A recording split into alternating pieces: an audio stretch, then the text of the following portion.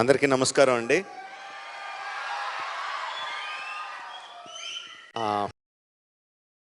మురళీమోహన్ గారి నట ప్రస్థానం మొదలై 50 సంవత్సరాలు.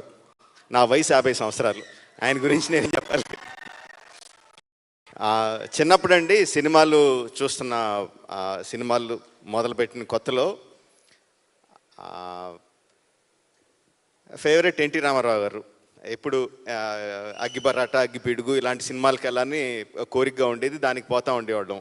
కామగారులు కానీ, మా పెద్దమ్మలు, మా పిన్లు ఉన్న ఆడవాళ్ళంతా మురళీమోహన్ గారి సినిమాలకి తీసుకెళ్ళిపోయేవారు మమ్మల్ని.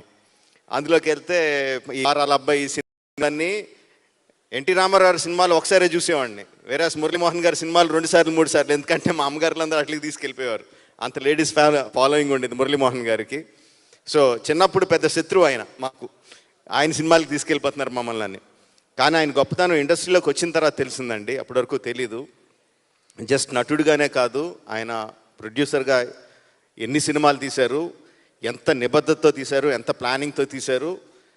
అండ్ సక్సెస్ అంత పెద్ద సక్సెస్ ఎవరికి ఉండదేమో.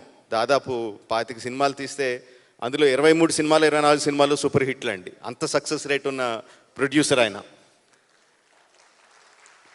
అంత సక్సెస్ ఉండి కూడా ఆయన క్యారెక్టర్ అండి, అంత సక్సెస్ ఉండి కూడా ఒక స్టేజ్కి వచ్చిన తర్వాత ఆయన అనుకున్నట్టు సినిమా నిర్మాణం జరగట్లేదని తెలిసిన వెంటనే this is not for me అని ఆపేశారు. That character hats off sir.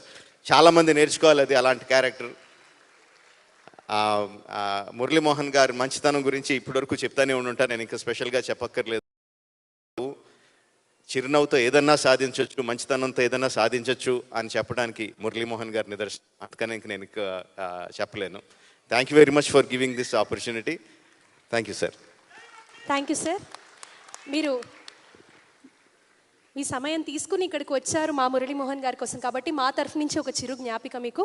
ముందుగా రాజమౌళి గారికి జ్ఞాపిక అందించవలసిందిగా శ్రీ టైటిల్ స్పాన్సర్స్ ఇవాళ సిద్ధార్థ ఫైన్ జ్యువెలర్స్ వారు ఒక చిరు జ్ఞాపిక అందించవలసిందిగా కోరుతున్నామండి.